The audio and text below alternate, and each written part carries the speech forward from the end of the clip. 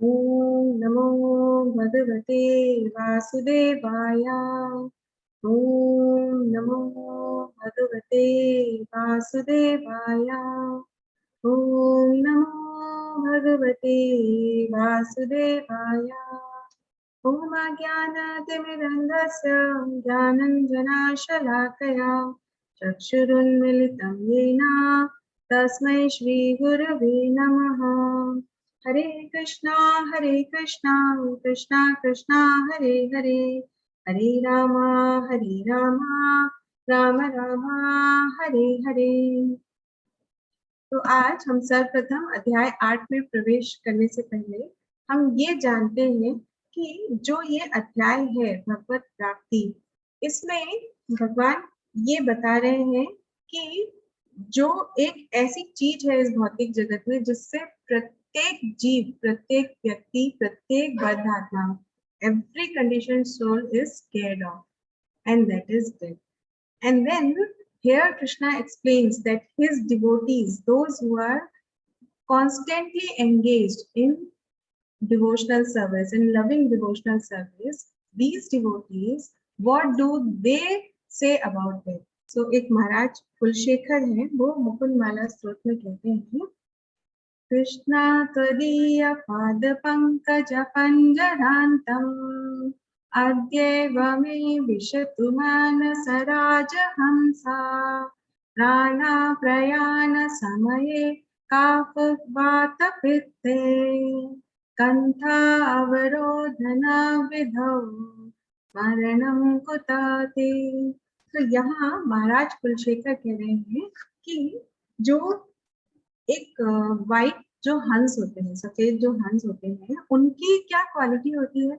उनकी ये होती है कि जहां वो सरोवर देखते हैं और उस सरोवर में सुंदर से कमल पुष्प खिले हुए देखते हैं, तो वो क्या करते हैं, उनके जो तने होते हैं, कमल के पुष्प के जो तने पानी के अंदर होते हैं, वो उसमें अंदर घुस जाते हैं और उस तने में वो ऐसे अपने आप को एनसर्कल कर लेते हैं, एंटेंगल कर लेते हैं, और फिर उसमें वो अपनी चोंच मार के उससे वो खींचते हैं। तो यहाँ पर कुलशेखर महाराज कह रहे हैं कृष्णा त्वदीय पाद पंकजा पंजरांतम, कि जो आपके जो कमल समान जो भगवान के कमल चरण है, उनमें मेरा मन जो है वो अभी इस समय लगा हुआ है। तो ऐसा क्या ये पॉसिबल है कि इस समय ही मेरी मृत्यु हो जाए? क्यों? क्योंकि मृत्यु के समय क्या होगा? मृत्यु के समय ऐसा भागवतम कहती है कि मृत्यु के समय जैसे 1000 केकड़े अगर आपको काट रहे हैं, उतनी पीड़ा होती है। तो उस पीड़ा में काफ, वात, पित्त, ये सब जो है ये गले में भर जाएंगे। तो उस समय हम पीड़ा को देखेंगे या हम भगवान को स्मरण करेंगे? तो इतनी हमारी शक्ति नहीं, इतनी हमारी बुद्धि नहीं कि हम भगवान को स्मरण कर सके। इसलिए वो कृष्ण से प्रार्थना कर रहे हैं कि इसी वक्त जो है ये मृत्यु मुझे आ जाए। और आप अगर हम भौतिक जगत में देखें, मटेरियल वर्ल्ड में देखें, तो everyone is scared of death. लेकिन यहाँ पर जो भगवान के भक्त हैं, वो मृत्यु से डरते नहीं, बल्कि वो मृत्यु से साक्षात्कार करना चाहते हैं। तो इस तरह हम लोगों से बता सकते हैं कि जो भगवत गीता है, लोग कहते हैं माइथोलॉजी है, पुराना ग्रंथ है, बूढ़े लोगों के लिए है, हम उन्हें बता सकते हैं जो भगवत गीता है वो सर्वप्रथम माइंड कंट्रोल सीखने का सरल माध्यम है। हम हजारों रुपए सेमिनार्स में, हम हजारों रुपए किताबों पे खर्च करते हैं। ये हमारी Bhagavad Gita as it is सारे इस्कॉन के मंदिरों में उपलब्ध है। तो यहाँ से लेकर आप आसानी से और माइंड कंट्रोल करना सीख सकते हैं। इससे आप जीवन का जो सबसे बड़ा भय है मृत्यु, उससे उभरना सीख सकते हैं। और कितना सरल है कि श्रील प्रभुपाद ने एक एक जो संस्कृत का अक्षर है उसका ट्रांसलेशन किया है, और उसको आप पढ़ के समझ के और उनके तात्पर्यों को, उनके परपट में उन्होंने पूरा डिटेल में एक्सप्लेन किया है। तो इस तरह हम स्वयं भी सीख सकते हैं और हम अपने परिवारजनों, अपने मित्रों, जिससे भी हम मिले उसको हम बता सकते हैं। क्योंकि अभी हम ऐसे स्पिरिचुअल वर्ल्ड में प्रवेश कर चुके हैं जहाँ भगवान कहते हैं 5वें अध्याय में पंडिता समादर्शिना, कि अगर आप पूरी तरह कृष्ण भावना भावित हैं, अगर आप जानते हैं कि भगवान परम पिता परमेश्वर है, तो आप सबको ये ज्ञान दे सकते हैं। भौतिक जगत में, मटेरियल वर्ल्ड में क्या होता है कि हमें कोई चीज पता चलती है, हम अपने पास रख लेते हैं, सबको क्यों दें, लेकिन क्योंकि देने से वो घट जाएगी शायद। लेकिन इस स्पिरिचुअल वर्ल्ड में जब हम ये ज्ञान, हम भगवान का जो ये गीत है, इसको हम सब तक पहुंचाते हैं, तो इसका जो प्रभाव है, इसका जो फल है, वो कई गुना मात्रा में बढ़ जाता है। तो सबसे पहले हमने कल अध्याय 7 में क्या सीखा, जो मेन पॉइंट्स थे कि 4 प्रकार के मनुष्य कौन है जो भगवान को समर्पण करते हैं, ये हमने अभी अपनी क्विज में भी देखा, और कैसे व्यक्ति, कैसे मनुष्य भगवान को समर्पण नहीं करते, और माया के भ्रम से भगवान के शरणागत होने तक की यात्रा जो योगियों के लिए है वो कितनी कठिन है, लेकिन भक्ति के मार्ग से अगर हम जाएं, तो अगर हमें 100वें मंजिल तक जाना है तो योगियों के माध्यम से जाएं, तो आप ये समझिए कि आप एक एक सीढ़ी चढ़ते हुए जा रहे हैं, और कौन सी सीढ़ी में आप थक जाए और आप निर्णय लें नीचे आना है, उसकी कोई गारंटी नहीं है। लेकिन अगर आपने लिफ्ट ले ली, तो वो लिफ्ट सीधा 100वीं मंजिल पर ही जाकर रुकेगी, और अगर कहीं बीच में रुकती है तो भगवान कहते हैं मेरे भक्तों का कभी नाश नहीं होता, ना मैं भक्ता प्रणश्यति। तो हम अध्याय 8 भगवत प्राप्ति, अटेनमेंट ऑफ सुप्रीम नॉलेज, हम इसमें प्रवेश करते हैं। तो इसमें जो पहला है श्लोक, उसमें अर्जुन अब भगवान से प्रश्न कर रहे हैं, क्योंकि साथ में उसमें भगवान ने बताया कि जितने देवता हैं, जितने और लोग हैं, वो सब भगवान की अध्यक्षता में कार्य करते हैं, प्रकृति भी भगवान की अध्यक्षता में कार्य करती है। तो अब भगवान से अर्जुन पूछ रहे हैं, हम ये बार बार समझाते हैं कि अर्जुन जो है वो भगवान के सच्चे भक्त हैं, अर्जुन को कोई इल्यूजन डिल्यूजन कुछ नहीं है, लेकिन क्योंकि अर्जुन जानते हैं कि जो आगे आने वाला कलयुग है उसमें बद आत्माएं आएंगी, जिन्हें ये विभिन्न प्रकार के प्रश्न होंगे, तो हमारे मन के संशय को दूर करने के लिए, हमारे मन के डाउट्स को क्लियर करने के लिए Arjun is asking all those questions to Krishna. Arjuna उवाच किं तद् ब्रह्म किम् आध्यात्मं किं कर्म पुरुषोत्तम आदिभूतं च किं प्रोक्तम् आदिदैवं किमुच्यते। अर्जुन कहते हैं, भगवान से अर्जुन पूछ रहे हैं कि ब्रह्म क्या होता है, आध्यात्म क्या होता है, सकाम कर्म क्या है, भौतिक जगत क्या है, देवता क्या है। प्रश्न यहाँ खत्म नहीं हुए अर्जुन के, आप गिनते जाइएगा कितने प्रश्न अर्जुन पूछ रहे हैं, भगवान सबका एक एक का उत्तर देंगे। इतना सिस्टमेटिक अप्रोच, अगर कोई किसी को व्यापार भी करना है, बिजनेस भी करना है, तो इतनी सिस्टमेटिकली एक एक पॉइंट को अरेंज करना भी वो यहाँ से सीख सकते हैं। आगे अर्जुन पूछते हैं, आदि आज्ञा कथम को अत्र देहेस्मिन् मधुसूदना प्रयाण काले च कथम गेयोसी नियतात्मभिः।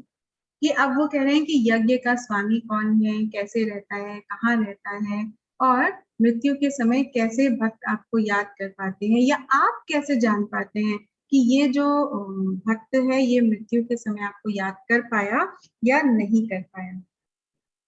तो इसको सर्वप्रथम शुरू करने से पहले जरूरी है कि हम ध्यान से सुने। आप देखें, जहां पर अर्जुन सिर्फ एक या दो प्रश्न करते हैं, और जब भगवान उन प्रश्नों का उत्तर देते हैं तो अर्जुन बीच में नहीं बोलते। इसलिए यहाँ अर्जुन ने भगवान को मधुसूदन कहकर संबोधित किया उनको, क्योंकि मधुसूदन मतलब जिन्होंने मधु नामक असुर का वध किया। तो अब अर्जुन कहते हैं, मैं आपसे सखा के रूप में नहीं, मैं आपसे गुरु के रूप में, शिष्य और गुरु के रिश्ते के रूप में मैं आपसे ये प्रश्न कर रहा हूँ। अब भगवान उनका उत्तर दे रहे हैं। श्री भगवान वाच अक्षरम ब्रह्म परमं स्वभावो अध्यात्म उच्यते भूत भावो भवत्कारो विसर्ग कर्म संगितः। तो अब भगवान एक एक जो प्रश्न है, सबसे पहला था कि किम ब्रह्मा, तो तद ब्रह्मा। तो भगवान कहते हैं ब्राह्मण कौन है, ब्राह्मण अविनाशी और दिव्य जीव, indestructible transcendental living entity is ब्रह्मन। और जो जीव है उसकी कभी मृत्यु नहीं होती है, सिर्फ उसकी चेतना, उसकी कॉन्शियसनेस के अनुसार उसका जो शरीर है वो बदलता रहता है। तो यहाँ ब्राह्मण जो है वो जीव है, तो पर ब्राह्मण कौन है? पर ब्राह्मण जो है वो स्वयं श्री कृष्ण है, परमात्मा है। जैसे हमने कल जाना, शिरोदक्षाई विष्णु के रूप में परमात्मा प्रत्येक जीव में, यहाँ तक कि एक एटम में भी भगवान उपस्थित होते हैं। और इसके पश्चात उन्होंने प्रश्न पूछा अध्यात्म, कि अध्यात्म क्या है? तो अध्यात्म भगवान कहते हैं कि हमारा स्वभाव। तो हमारा स्वभाव, हमारा मन क्या होता है?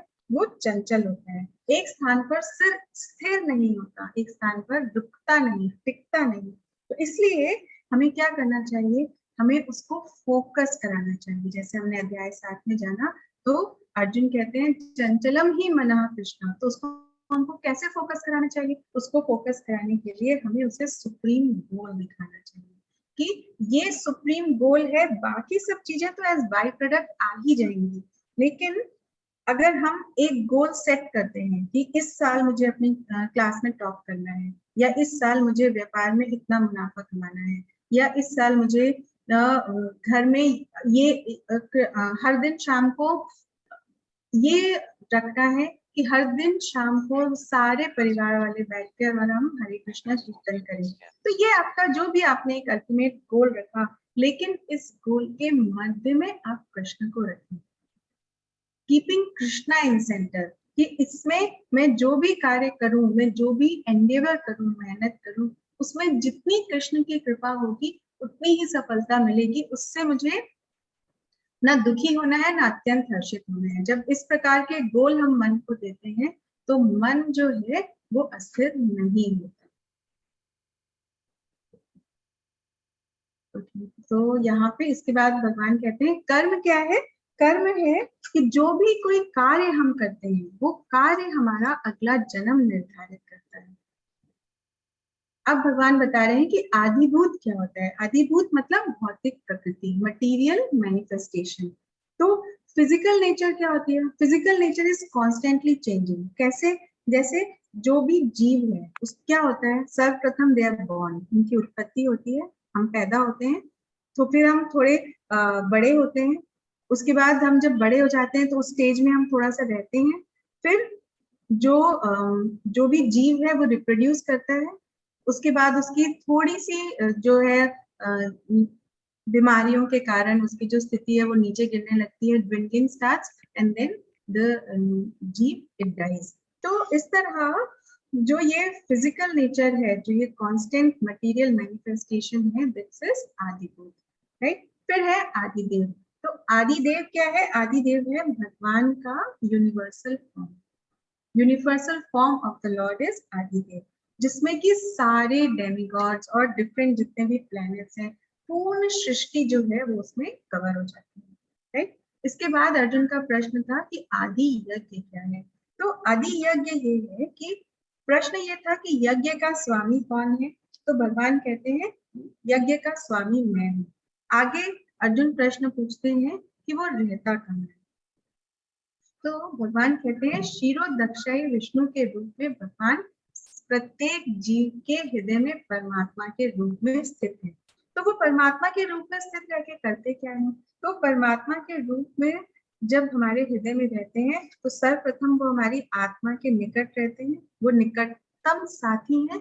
तो भगवत गीता के माध्यम से आपको जीवन का एक ऐसा साथी जिसकी हम सब खोज करते हैं, कि जिसको हम सब कुछ बता सके, वो सब कुछ सुन ले, लेकिन कई बार होता है कि वो सुन ले और आगे किसी से ना कहे। ऐसा जीवन में किसी को मिलना बहुत कठिन है, लेकिन भगवत गीता के माध्यम से हम कृष्णा को अपना बेस्ट फ्रेंड बना सकते हैं, क्योंकि वो है जो निरंतर हमारी आत्मा के साथ उनके नित्य संगी हैं। तो वो साथ में रहते हैं, हमारे जो डिफरेंट एक्टिविटीज हैं वो उसके विटनेस है, उसके साक्षी हैं, और विभिन्न चेतनाओं का उद्गम है, जो डिफरेंट हमारी जो डिजायर, इच्छाएं, कॉन्शियसनेस है, वो उसका स्टार्टिंग पॉइंट है। और वो कृष्ण ही है जो परमात्मा के रूप में हमें थोड़ी सी इंडिपेंडेंस देते हैं, जिसके अनुसार हम कार्य कर सकें, और उसके कार्यों पर निगरानी कि उनकी लेखा जोखा रखना, ये कार्य भी वो ही करते हैं। तो अगर जब हम आगे धीरे धीरे बढ़ेंगे तो 8.28 जो 8वें अध्याय का आखिरी श्लोक है, उसमें भगवान कहते हैं इदम विदित्वा। इदम विदित्वा का अर्थ है कि one should understand instructions given by Lord, not by mental speculation but by hearing in association of devotees। जब हम भक्तों के संग में भगवान के बताए ज्ञान को ग्रहण करने का प्रयास करते हैं तो उसका उत्तम लाभ होता है। जैसे आप देखो रावण, रावण ने किससे सुना? रावण ने शूर्पणखा से सुना। शूर्पणखा ने क्या कहा कि वहां जंगल में ऐसे ऐसे एक स्त्री है, वो बहुत सुंदर है, तो और उसे तुम्हें अपने भोग के लिए अपनाना चाहिए। तो रावण के मन में क्या हुआ? रावण के मन में लस्ट जो है, जो ग्रीड है, जो मोह है, वो उत्पन्न हो गया, क्योंकि जिस सोर्स से उसने सुना वो सोर्स गलत था। हनुमान जी ने भी सुना सीता मैया की ग्लोरीज, यशगान हनुमान जी ने भी सुना, लेकिन हनुमान जी ने भक्तों से सुना, और जब उन्होंने सुना तो उन्होंने उसके बारे में मनन किया, उसके बारे में सोचा, उस पर ध्यान किया, उसका भोग करने के लिए नहीं, बल्कि इसलिए कि वो किस तरह अपने स्वामी, अपने प्रभु श्री राम की मदद कर सकते हैं, उनकी सेवा कर सकते हैं। तो इस तरह आप देखो, जो सोर्स है, जो स्रोत है, वो स्रोत का चुनाव सही होना चाहिए, वो प्रामाणिक गुरु परंपरा में ही होना चाहिए। भागवतम कहती है अवैष्णवा मुखो दीर्घम पूतम हरि कथामृतम श्रवणम नैव कर्तव्यम सर्पोच्चेष्टम यथा पया। कि हम अगर सही स्रोत से ज्ञान हासिल नहीं करते तो वो जैसे दूध है, अगर दूध को सांप छू ले या सांप उसको टेस्ट कर ले उस दूध को, और फिर वो दूध क्या हो जाता है? वो विष की तरह हो जाता है, पोषण की जगह वो विष, मृत्यु काल का स्वरूप बन जाता है। तो उसी तरह जब वो सोर्स करेक्ट नहीं होता, हम गलत लोगों से ये ज्ञान हासिल करते हैं या हम गलत माध्यम से ये ज्ञान हासिल करते हैं, तो इस ज्ञान का जो उचित लाभ है वो हमें नहीं मिल पाता है। तो क्योंकि जो भगवत गीता है वो हम क्यों पढ़ते हैं? so that we increase our desire to serve Radha and Krishna, right? So और जब हमारा माइंड जो है वो इतना फ्लिकर माइंडेड है, तो अगर वो फोकस्ड नहीं होगा, तो वो जब तक स्पिरिचुअल प्लेन में फोकस नहीं होगा, तब तक हमें मटेरियली या स्पिरिचुअली किसी भी रूप में हमें सक्सेस नहीं मिलेगी, राइट? तो जो शूर्पणखा है वो आज के, आप उसको समझ सकते हैं आज के प्रेजेंट डे की वो इंटरनेट है, या जो दुनिया भर की न्यूज लाती है, मूवीज की, स्टोरीज की, और फिर वो कहेगी नहीं नहीं मैं तो तुम्हारी मित्र हूँ, मैं तुम्हारी बहन हूँ, मैं गलत इन्फॉर्मेशन थोड़ी दूंगी। और उससे क्या होता है? वो इन्फॉर्मेशन, वो ज्ञान हमारे मन को, जो ऑलरेडी इतना चंचल है, उस मन को और ज्यादा एजिटेट कर देती है। तो इस तरह अगर हम इन सब गानों, मूवीज और इन सब मटेरियल चीजों की तरफ आकर्षित होने की बजाय हम कृष्ण कथा सुनने में रुचि लगाएं। भगवान कहते हैं जन्म कर्म च में दिव्यम, जो दिव्य है। आप कोई मूवी देखते हैं, कितनी बार देख सकते हैं? 3 बार, 4 बार, 5 बार। और यहाँ भगवान की जो लीलाएं हैं उनमें इतना रस है कि सालों साल भक्त वो रचनाएं, उनकी भगवान की जो लीलाएं हैं, दिव्य लीलाएं हैं, उनका स्मरण करते हैं, उसके बाद भी वो उतनी ही नई लगती है। जैसे अगर आप सोचो कि जो भगवान है, उन्होंने, कृष्ण ने कालिया जो नाग है, जब वो वृंदावन के एक सरोवर में आके बस गया, तो उस सरोवर का जो सारा पानी है वो जहरीला हो गया, पॉइजनस हो गया। तो भगवान ने उसके उसके 1000 फन है, उसके 101 सिर हैं, लेकिन हजार हजार फन है। वो उन फनों पर भगवान ने जब नृत्य किया, तो वो स्टेज जो था वो पहले से सेट नहीं था, वो स्टेज कंटिन्यूअस हिल रहा था, और पता नहीं था कौन सा फन कब ऊपर आ जाएगा। अभी आप देखते हैं जो भी ये शोज होते हैं, उसमें महीनों से प्रैक्टिस चलती है, उसके बाद जाके वहां पे परफॉर्मेंस आपके सामने की जाती है, और फिर यहाँ से लाइट आ रही है, यहाँ से कोई और बल्ब से रोशनी आ रही है, और वहां वृंदावन धाम में उस सरोवर में जो कालिया नाग है वो नृत्य कर रहा है, और हर फन से, पता नहीं कब किस फन से वो जहरीली आग जो है वो उसको फेंकता जा रहा है। तो ऐसा ऐसा नृत्य, ऐसा अद्भुत दृश्य आपको कहाँ देखने को मिलेगा, जहां पर कि पहले से पता ही नहीं है कि कौन सा स्टेज कब हिल जाएगा, किस पे पैर पड़ने वाला है। भागवतम कहती है कृष्ण के जो चरण कमल है वो कमल के पुष्प के जो पत्र हैं उससे भी ज्यादा मुलायम है, और जो कालिया नाग था उसके फनों पर विभिन्न रत्न जड़े हुए थे, और जब कृष्ण उन पे नृत्य कर रहे थे तो उनके जो पैर हैं वो एकदम कॉपर की तरह रेड हो गए थे। तो कितना सुंदर मनोहर दृश्य है, और उसके बाद भी बीच में कोई कट कट नहीं बोल रहा है, दोबारा टेक नहीं हो रहा है, कोई मेकअप नहीं हो रहा है, और जो हमारे जो हीरो हैं, जो हमारे कृष्ण हैं, जो डांस कर रहे हैं, जो नृत्य कर रहे हैं, वो कोई उनके दोबारा मेकअप नहीं लग रहा है, और फिर भी उनके मुख पर वो मुस्कान बनी हुई। अब आप कहोगे टीचर इसमें तो विलन है नहीं। माता जी हमारी मूवीज में तो विलन होता है, इसमें विलन है नहीं। तो जब विलन की एंट्री होती है इसमें, तो विलन क्या करता है, वो पहले हीरो को देखता है, पहले मैं देख तो लूं कौन है जिससे मुझे युद्ध करना है। तो यहाँ भागवतम कहती है कि जब कालिया उसमें, जब कृष्ण उस सरोवर में प्रवेश करते हैं और कालिया उनकी तरफ देखता है, तो बहुत सुंदर भागवतम वर्णन करती है। तं प्रेक्षणीया सुता मारघनावदतां श्रीवत्सपीता वासनं स्मितसुन्दरास्यं क्रीडन्तमप्रतिभयं कमलारदोग्रीं छन्दस्य मर्माशुरुषा भुजाय छान्तः। जब कालिया ने कृष्ण को देखा, तम प्रेक्षणीय सुकुमारा, उन्होंने देखा एक बहुत सुंदर बालक जिन्होंने पीत रंग के वस्त्र धारण किए हुए हैं, और जो बहुत ही कोमल और नाजुक नजर आ रहे हैं, बहुत ही आकर्षक उनका शरीर है, और वो उनके जो शरीर है वो एकदम सफेद रुई के समान, सफेद बादलों की तरह चमक रहा है।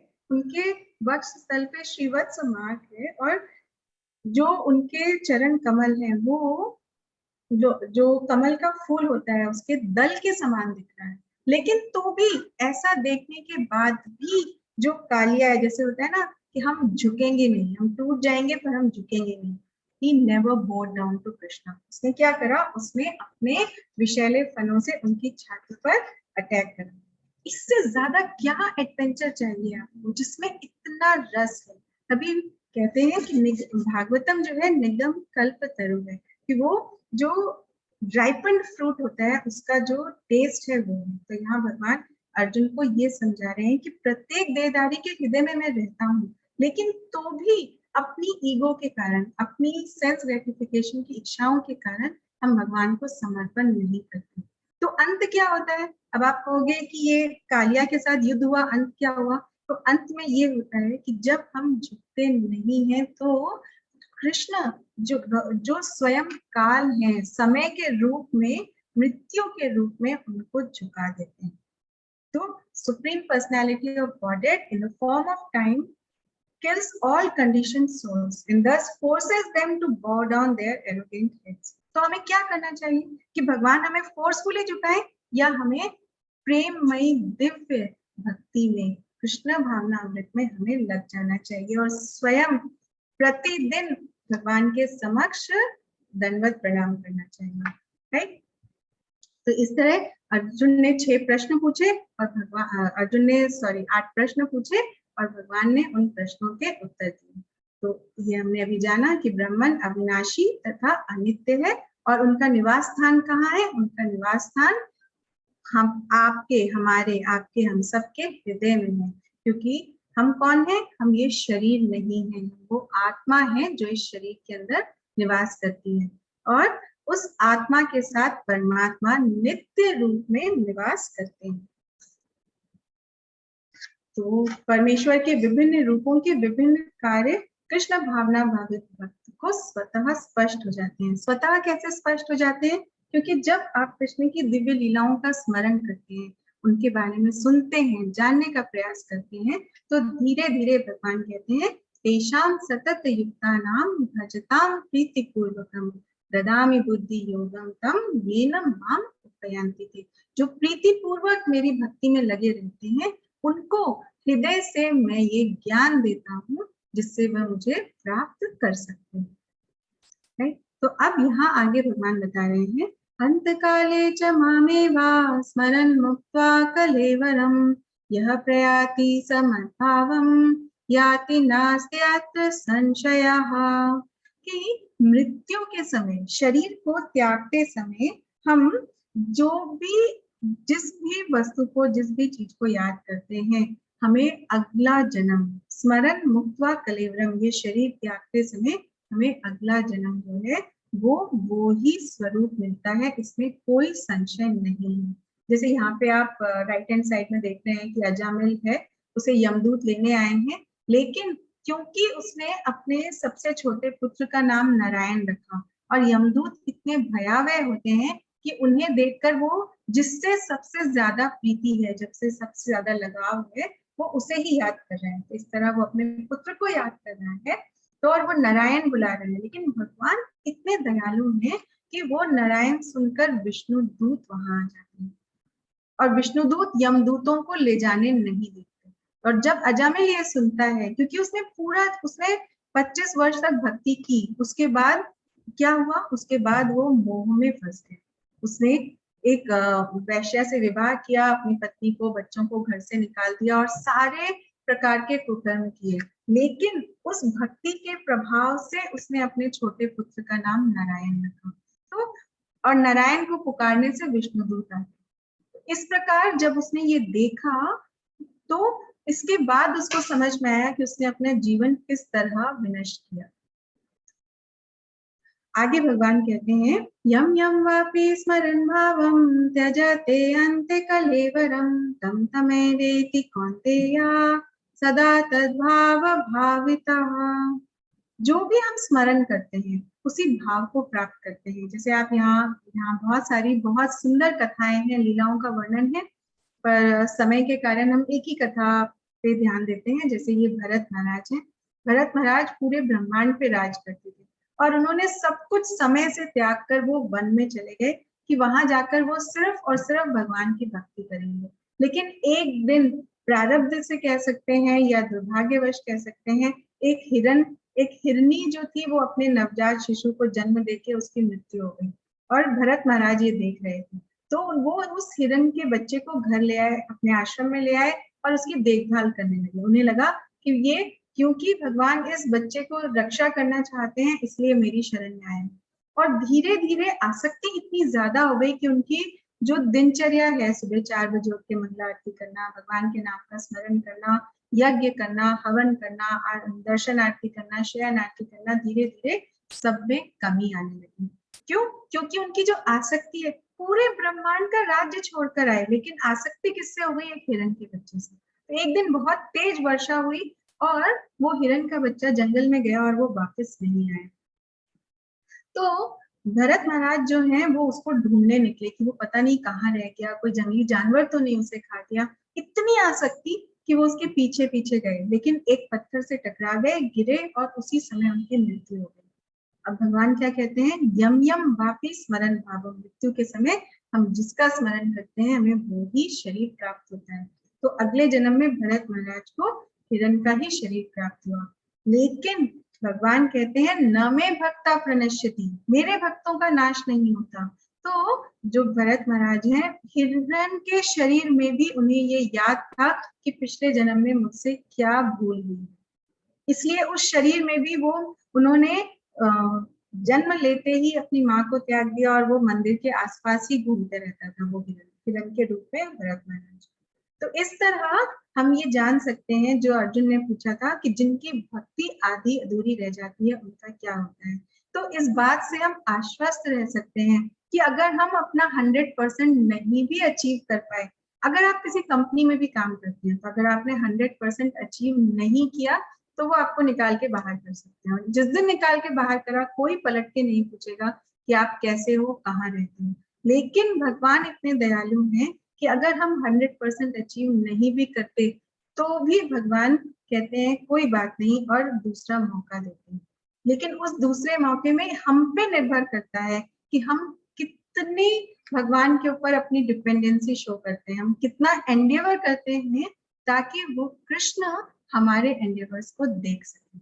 हम कृष्ण को देखें उसमें कोई बड़ी बात नहीं है, बहुत लोग देखते हैं, लेकिन हम भक्ति ऐसी करें, हम डिवोशनल सर्विस ऐसी करें, हम इतना समर्पण भाव रखें कि भगवान देख पाए कि हाँ ये भक्त प्रयासरत है, भक्त प्रयास कर रहा है मुझे समझने का। तो आगे भगवान कहते हैं कि अभ्यास योग युक्तेना चेतसा नान्यगामिना, कि अभ्यास के माध्यम से, और यहाँ पे सबसे जो महत्वपूर्ण शब्द है वो है ना अन्य गामिना। ना अन्य गामिना मतलब किसी और दिशा में, किसी और डायरेक्शन में मन को विचलित न होने देना, ना किसी भी देवी देवता की भक्ति या पूजा करने में, ना किसी और अटैचमेंट में, चाहे वो बच्चे हो, पति हो, वाइफ हो, कोई भी हो, किसी भी, हर प्रत्येक कार्य का जो अटैचमेंट है उसका केंद्र बिंदु, जो सेंटर है, वो कृष्ण होनी चाहिए। कि पहली सेवा, पहला जो जॉब है, पहला जो हमारा कार्य है वो है कृष्ण की प्रसन्नता के लिए कार्यरत रहना, राइट। उसके पश्चात ही कोई और कार्य में लगना, क्योंकि मन जो है वो चंचल है, ये हम जान चुके हैं। अर्जुन भी कहते हैं कि मैं वायु को वश में कर सकता हूँ पर मन को नहीं कर सकता। तो इसलिए अगर हम मन को बलपूर्वक, श्रद्धा पूर्वक हम उन्हें कृष्ण की भक्ति में लगाएं तो हम सफलता के पथ पर आगे बढ़ सकते हैं। क्योंकि जो भक्ति है वो बोझ नहीं है, वो भगवान से प्रेममयी आदान प्रदान है। तो जब हम किसी से प्रेम करते हैं, जब हम चाहते हैं कि सामने वाला भी हमसे प्रेम करे, तो हम पूर्ण समर्पण करते हैं, हम पूर्ण श्रद्धा से सेवा करते हैं। तो इस भाव से जब हम अनुचिंतन, जब हम ध्यान करते हैं, दूसरी पंक्ति में भगवान कहते हैं पार्थ अनुचिंतन, कि हे प्रथा पुत्र, हे पार्थ, इस प्रकार तुम मेरा ध्यान करो। और इस प्रकार जो मेरा ध्यान करता है वो उन परम पुरुष को अवश्य ही प्राप्त करने में सक्षम हो जाता है। तो हमेशा भगवान का स्मरण करने से मन जो है, मन भगवान पे लगा रहेगा तो वो शांत रहेगा। उसके अलावा आप किसी भी और कार्य में लगाओगे तो मन विचलित होगा ही। और ऐसा करने से भगवत प्राप्ति, to attain the love of Godhead, to attain the supremeness, Srila Prabhupada कहते हैं कि सुनिश्चित है, यू कैन अटेन। अब यहाँ पर भगवान बता रहे हैं कि जो विभिन्न और माध्यम हैं जिनसे हम भगवान को प्राप्त करने का प्रयास करते हैं वो बहुत कठिन है। जैसे जो आप योगी देख रहे हैं तो उन्हें क्या करना होता है, उन्हें अपनी जो आईब्रोज हैं, दोनों भौहें हैं, आईब्रोज हैं, उनके बीच में अपनी प्राण शक्ति को उनको ध्यान केंद्रित करना होता है। और फिर जो ये विभिन्न आप चक्रास देख रहे हैं, इन चक्रास को केंद्रित करना होता है। उसके पश्चात अगर वो उस स्थिति में प्राण त्यागते हैं तो उन्हें जो है वो निर्वाण प्राप्त होता है, और वो निर्वाण भी ब्रह्म तेज में विलीन होता है। और जब हमने ये जाना कि ब्रह्म तेज क्या है, भगवान के शरीर से निकलने वाली ऊर्जा।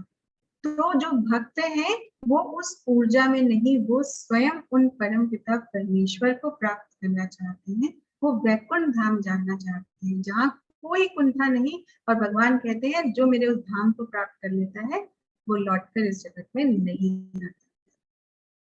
तो ये विभिन्न माध्यम है कि किस तरह योगियों को प्रयास करना होता है और उसके पश्चात ही वो भगवान को प्राप्त कर सकते हैं।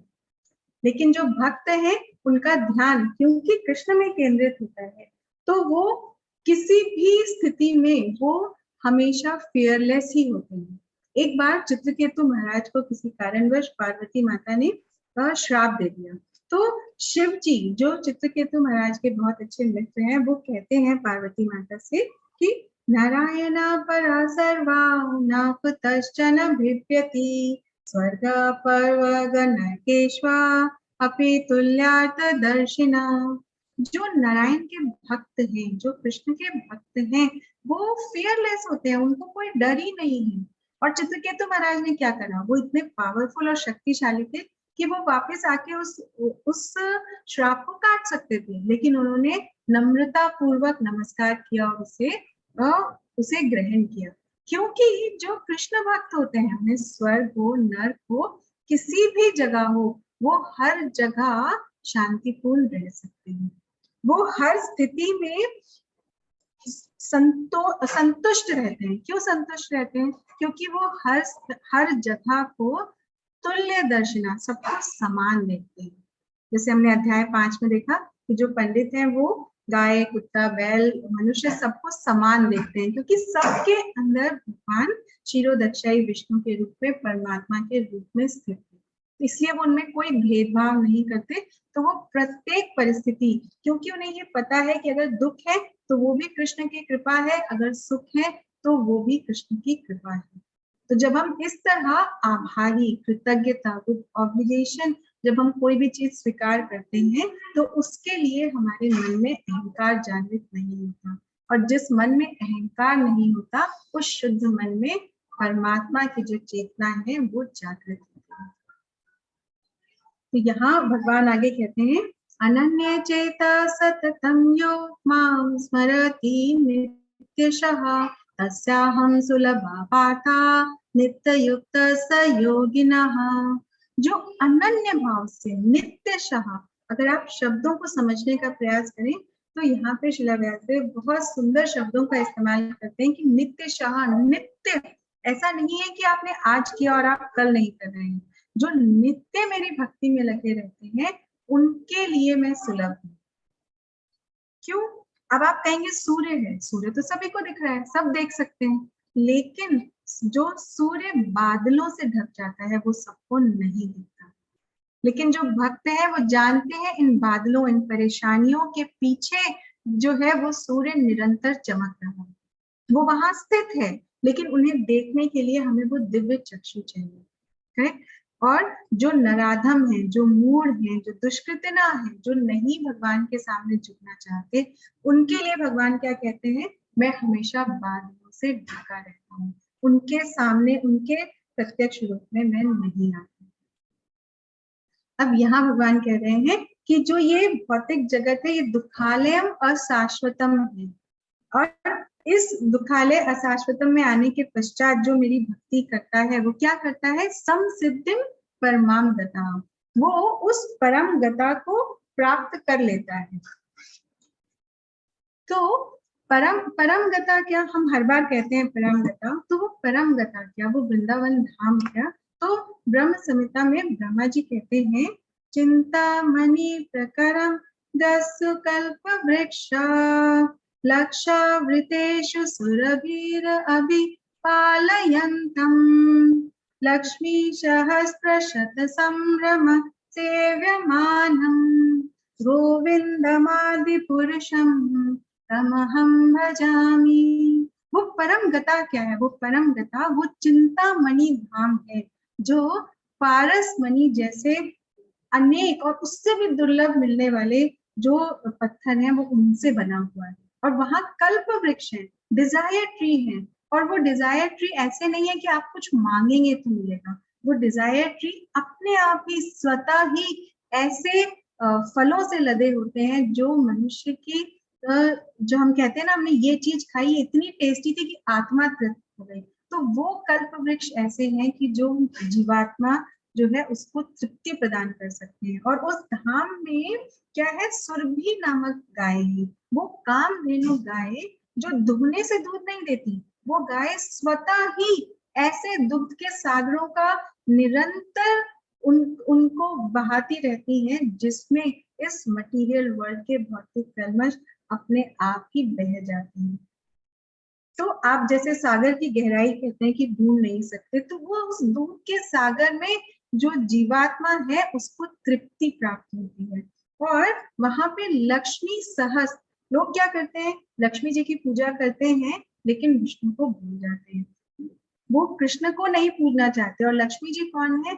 लक्ष्मी जी भगवान की इटर्नल कंसर्ट है, वो हमेशा भगवान के वक्ष स्थल में श्रीवत्स के एक गोल्डन लाइन है, एक गोल्डन लाइन है, उस लाइन के रूप में वो भगवान के वक्ष स्थल में निवास करती है। तो लोग लक्ष्मी जी की पूजा करते हैं, लेकिन ऐसे हजारों लक्ष्मी जी जो हैं वो नित्य वहां भगवान की सेवा में लीन रहते हैं। तो ये चिंतामणि धाम है। और इस धाम में कौन रहता है? वेणुवनांतम अरविंद दलायताक्षम, वो भगवान रहते हैं जो मीठी अपनी सुरीली बांसुरी की धुन से सबका मन मोह लेते हैं, जिन्होंने मोर पंख पहना है, जिनकी आंखें कमल नयन है, जिनका मुख मंडल कमल की तरह है, और जिनकी कांति से ये जो पूरा धाम है वो प्रकाशमान रहता है। वहां कोई ट्यूबलाइट बल्ब इसकी आवश्यकता नहीं है, भगवान के शरीर से निकलने वाले तेज से ही पूरा धाम जो है वो प्रकाशमान रहता है। तो ये भक्तों के ऊपर निर्भर करता है कि वो अपनी अपनी बुद्धि का इस्तेमाल करके इस दुखालय अशाश्वतम से उस एटर्नल वर्ल्ड में जाने का प्रयास करें।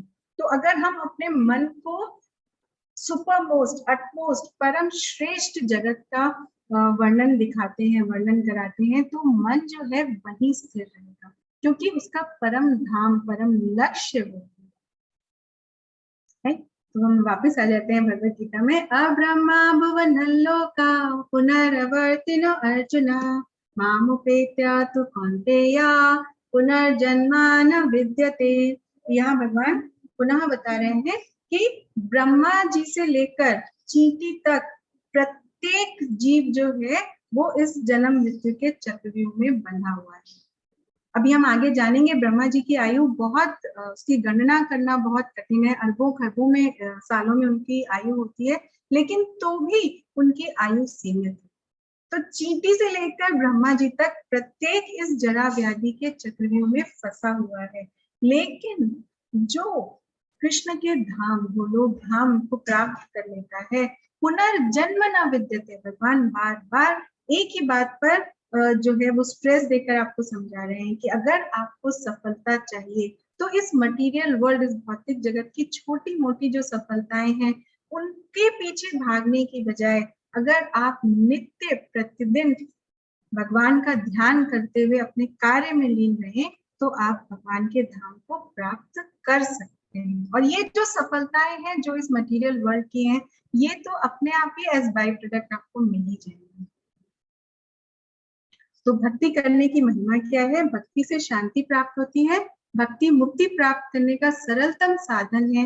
भक्ति भगवान कहते हैं अहम भक्ता पराधीनो। यहाँ देख रहे हैं सुदामा ब्राह्मण के चरण भगवान स्वयं बोल रहे हैं। तो भगवान कहते हैं मैं अपने भक्तों के अधीन हो जाता हूँ। इसलिए भक्ति आसान है, सरल है, लेकिन भक्ति सस्ती नहीं है। भगवान आसानी से भक्ति नहीं देते, क्योंकि भगवान कहते हैं मैं अपने भक्तों का सेवक बन जाता हूँ। तो भगवान पहले टेस्ट करते हैं, परीक्षा लेते हैं, तो हम भक्ति कर पाते हैं। तो कृष्ण के धाम को छोड़कर सभी लोगों में पुनर्जन्म होता है। या आज भी हमने एक प्रश्न अपने काउंट क्विज में खेला था कि जो लोग देवी देवताओं की पूजा करते हैं कि उन्हें वापस इस भौतिक जगत में आना पड़ता है या नहीं। तो उन्हें कोई कृष्ण के अलावा हम किसी की भी भक्ति और सेवा करते हैं तो इस जगत में दोबारा आना ही पड़ता है। यहाँ जो ब्रह्मा जी हैं उनकी जो आयु है उसकी कैलकुलेशन की गई है कि 1000 युग मिलाकर ब्रह्मा जी का एक दिन बनता है, और इतनी ही बड़ी उनकी रात्रि भी होती है। तो यहाँ आप जो बच्चे मैथ्स में अच्छे हैं वो अपने आप कैलकुलेशन कर सकते हैं कि कितनी यहाँ पे आयु है उनकी। जो एक कलयुग है वो ही 432,000 ईयर्स का होता है। फिर उसके बाद इंटू 2 करेंगे तो द्वापर युग होता है, इंटू 3 करेंगे तो त्रेता युग, फिर सत्य युग। तो इस तरह जो ब्रह्मा जी की आयु है वो खरबों में, मानव वर्ष के खरबों ईयर्स में जो है वो ब्रह्मा जी की आयु होती है, लेकिन उसके बाद भी उसका अंत निश्चित है। तो इटर्नल जो है वो सिर्फ कृष्ण का नाम है। हम हर चीज जो है हम स्थायी चाहते हैं, इटर्नल चाहते हैं कि अगर घर है तो हम इटर्निटी तक यहीं रहें। अगर हमने ये चीज लिया तो हमें हर चीज से इतना अटैचमेंट होता है कि हम हर चीज चाहते हैं कि हमारे साथ ही रहे। तो वो अटैचमेंट, वो जो लगाव है, वो जो इंटेंसिटी है, that desire to achieve something, that desire to achieve something should be always shown a correct path to achieve love of Godhead, which will stay with you for eternity. उसके लिए आपको प्रयास करने की आवश्यकता नहीं है, उसके लिए आपको कोई इन्वेस्टमेंट करने की आवश्यकता नहीं है, आपको सिर्फ और सिर्फ मन से भगवान के नाम का स्मरण करने की आवश्यकता है। तो यहाँ पे बताया गया है कि जब जो जीवात्मा है, जब ब्रह्मा जी के दिन की शुभारंभ होती है, तो जो जीवात्माएं हैं वो सब व्यक्त हो जाती हैं, मैनिफेस्ट हो जाती हैं, और जब ब्रह्मा जी की रात्रि आती है, उनका रात होती है, तो वो पुनः ब्रह्म लोक में अव्यक्त अनमैनिफेस्ट फॉर्म में वहीं पर रहती है, और अगले दिन जब सुबह होती है तो वो दोबारा व्यक्त हो जाती है। तो अव्यक्तो अक्षरा इत्युक्ता तमाहु परमां गतिं यं प्राप्य न निवर्तन्ते तद्धामा परमं मम। तद्धामा परमं मम, मेरा परम धाम, जिसकी अभी हमने व्याख्या की कि वो परम धाम जो चिंतामणि जैसे चिंतामणि धाम है, पारसमणि जैसे जो पत्थर है उनसे बना हुआ है, और नित्य भगवान के शरीर से निकलने वाले तेज से प्रकाशमान है। तो इस प्रकार जो उसको प्राप्त कर लेता है, भगवान कहते हैं वो परम गंतव्य है। हम कहते हैं कि आप किसी ज्ञानी पुरुष से, आप गुरु से पूछें कि हमें जीवन में क्या प्राप्त करना चाहिए। यहाँ परम गुरु, परम भगवान श्री कृष्ण स्वयं बता रहे हैं कि जीवन जो अविनाशी अप्रकट आत्मा है, जिससे आज का अध्याय शुरू हुआ कि अर्जुन पूछते हैं ब्राह्मण क्या है, तो वो जो जीवात्मा है उसका गंतव्य क्या है। उसका गंतव्य किसी कंपनी का सीईओ बनना, किसी और थोड़े से धन कमाना, या इस मटेरियल वर्ल्ड में गाड़ी बंगला खड़ा करना नहीं है। उसका गंतव्य, उसका परम गंतव्य अपने परम धाम, जहाँ स्वयं भगवान निवास करते हैं, वहां जाकर नित्य भगवान की सेवा में लगना उसका परम लक्ष्य है। तो और जो भगवान है वो सिर्फ भक्ति के द्वारा ही प्राप्त किए जा सकते हैं। हम सालों साल वेदों का पठन करते हैं तो भी हम भगवान को प्राप्त नहीं कर सकते। कल हमने जाना अथापि ते देव पदाम्बुजद्वया प्रसादलेशानुव्रता एव हि, जब तक भगवान की कृपा नहीं होगी, भगवान की मर्सी नहीं होगी, तब तक हम भगवान को नहीं जान सकते। जो डिजायर है to desire to know Krishna, that desire also comes from Krishna's mercy. So first we have to desire to attain that mercy of the Supreme Personality of Godhead. right? तो भगवान कहते हैं कि दो मार्ग है, एक रोशनी का मार्ग है, एक अंधकार का मार्ग है। रोशनी का मार्ग है भक्ति का मार्ग, जिससे हम भगवान को प्राप्त कर सकते हैं, और दूसरा अंधकारमय मार्ग। तो भक्त जो है वो दोनों मार्गों को जानते हैं, दे नो इट, लेकिन वो मोहग्रस्त नहीं होते, वो डिल्यूडेड नहीं होते। इसलिए भगवान कहते हैं कि तुम हमेशा भक्ति में स्थिर रहो। इसलिए भगवान कहते हैं तस्मात् माम अनुस्मरा युद्ध च, इसलिए हे अर्जुन मुझे याद करते हुए युद्ध कर, मुझे सारा करता धरता मानो, और तुम सिर्फ मेरी प्रसन्नता के लिए, मेरे कार्य की पूर्ति के लिए तुम सिर्फ ये युद्ध करो। तो अंत में भगवान कहते हैं कि जो व्यक्ति भक्ति मार्ग से स्वीकार कर लेता है, वह व्यक्ति वेदाध्ययन, तपस्या, दान, दार्शनिक, सकाम कर्म, जितने इनसे प्राप्त होने वाले जो भी फल हैं, वो इनसे वंचित नहीं होता है। क्योंकि जैसे हमने उस दिन भी आपको बताया था कि भागवतम कहती है अहो बस्वपाचते गर्यान यज्जीवाग्रे नाम तुंगभद्रा, कि वो जीवा जो है, उस जीवा की तो कोई, उसकी जो ग्लोरीज है उसकी आप कोई तुलना ही नहीं कर सकते। क्यों? जिसके उस जीवा के टिप के, टंग ऑफ द टिप पे जिसके हमेशा भगवान के नाम रहते हैं, परम दयालु श्री कृष्ण के नाम रहते हैं। जिसने भगवान का नाम ले लिया वो ऑलरेडी तेपस तपस जोहुष से आ गया, तो वो सारे तीर्थ धामों की यात्रा कर चुका है, वो सारे दान तप कर चुका है, और वो जो ब्राह्मणों के जो गुण हैं वो उसमें समाहित हैं। वो ये सारी चीजें कर चुका है। तो अहोवत स्वपचते गर्यान, कि उस जीवा के, जिस जीवा के टिप पे अग्रभाग से सिर्फ हरे कृष्णा कृष्णा कृष्णा हरे हरे, हरे रामा राम रामा हरे हरे, जिस जीवा के अग्रभाग से सिर्फ हरे कृष्ण महामंत्र का जप होता है, वो जीवा जो है उसकी ग्लोरीज, उसका यशगान की कोई तुलना, भौतिक आप कितनी ट्रॉफीज, कितने मेडल्स, कितने सर्टिफिकेट्स अर्न कर लो, उसकी कोई तुलना नहीं की जा सकती।